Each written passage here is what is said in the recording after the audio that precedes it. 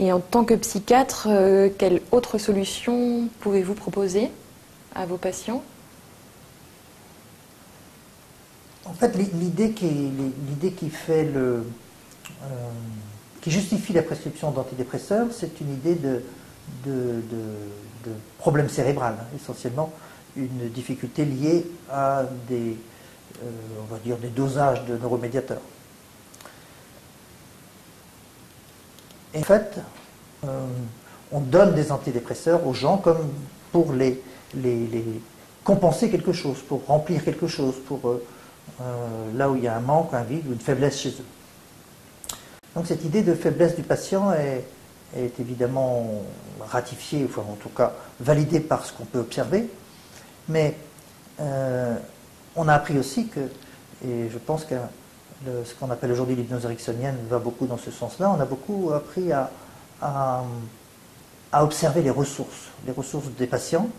Les ressources des patients sont extrêmement riches, extrêmement dynamiques.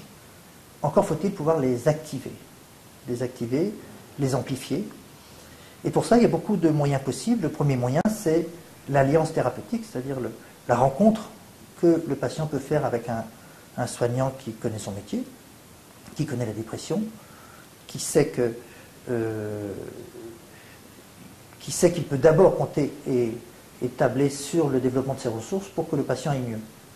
Donc ça, c'est la première phase, la rencontre du patient, mettre un cadre autour de lui pour le protéger, pour le sécuriser.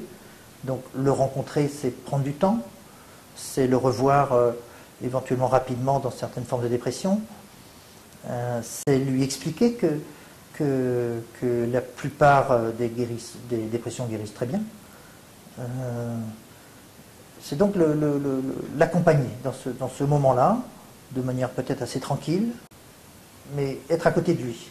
Ça, je crois que c'est la chose la plus importante. Après viennent des techniques plus élaborées, que certains professionnels de santé connaissent. Bon, moi je connais très bien les techniques d'entretien de couple, d'entretien de famille par exemple, mais aussi des techniques hypnotiques, et qui sont particulièrement intéressantes pour rassurer, et puis pour remettre en route justement cette possibilité de ressources qui vont permettre aux gens de fabriquer, de créer des nouvelles manières de fonctionner.